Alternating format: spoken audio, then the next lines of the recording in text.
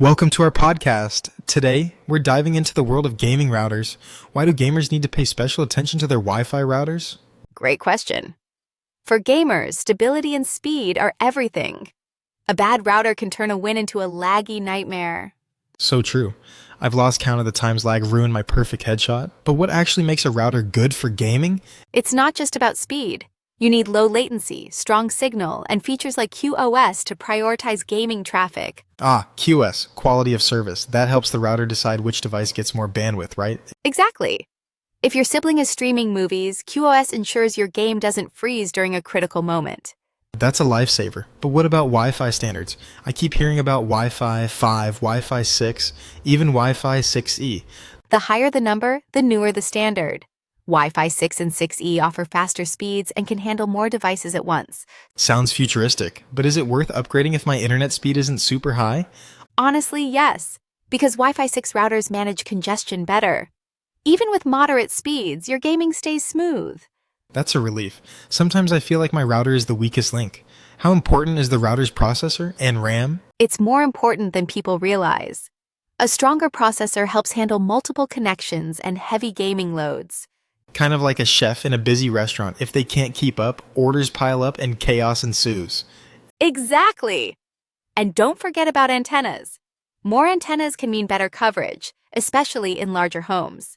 So, should gamers always go for routers with lots of antennas sticking out everywhere? Not always. Placement matters too. A router with fewer antennas in the right spot can outperform a poorly placed monster. That's a good point. Where's the ideal spot for a gaming router? Central locations are best. Avoid hiding it in cabinets or behind TVs. Think of it like a speaker. You want the sound to travel. I like that analogy. Now, what about wired connections? Are they still the gold standard for gaming? Absolutely. Ethernet is unbeatable for stability and speed. But if you must go wireless, choose a router with strong Wi-Fi performance. That makes sense. Sometimes running a cable isn't practical, though. Are gaming routers really that different from regular ones? Some are just marketing, but high-end gaming routers often have specialized chips and features like low latency modes. So it's not all just flashy lights and cool designs?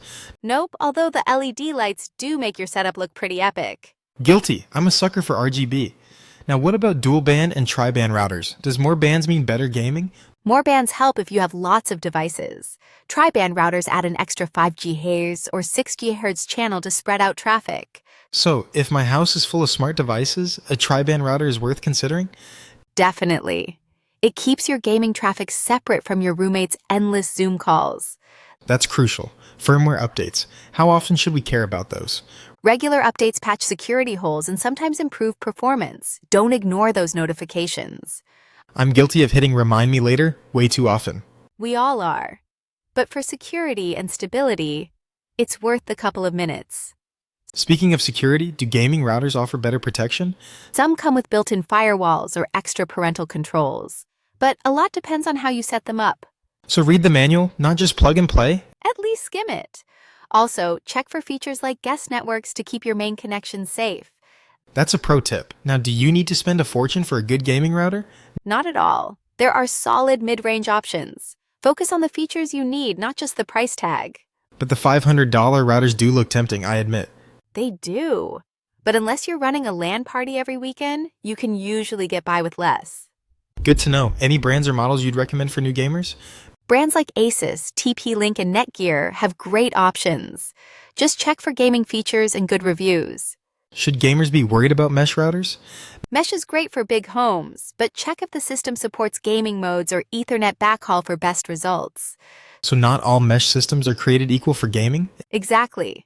Some prioritize coverage over speed, which can hurt gaming performance. If someone's on a tight budget, what's the one feature they shouldn't compromise on? Low latency. Even a fast connection is useless if there's constant lag. Totally agree. Is there a way to test a router's gaming performance before buying? Look for online reviews, but also check return policies. Some stores let you test and return if it's not a fit. That saves a lot of frustration. What about mobile gaming? Do these tips apply there too? Absolutely. Mobile games can be just as demanding, especially with real-time multiplayer. So, a good router is like a reliable teammate in every game? Couldn't have said it better. It's the unsung hero of your setup. Before we wrap up, any final advice for gamers shopping for routers? Don't get distracted by flashy marketing.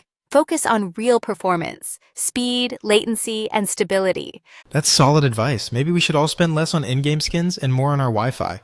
Or at least balance it out. Thanks for tuning in, everyone. We hope this helps you level up your gaming experience. Until next time, may your ping always be low. And your Wi-Fi signal always strong. See you next episode.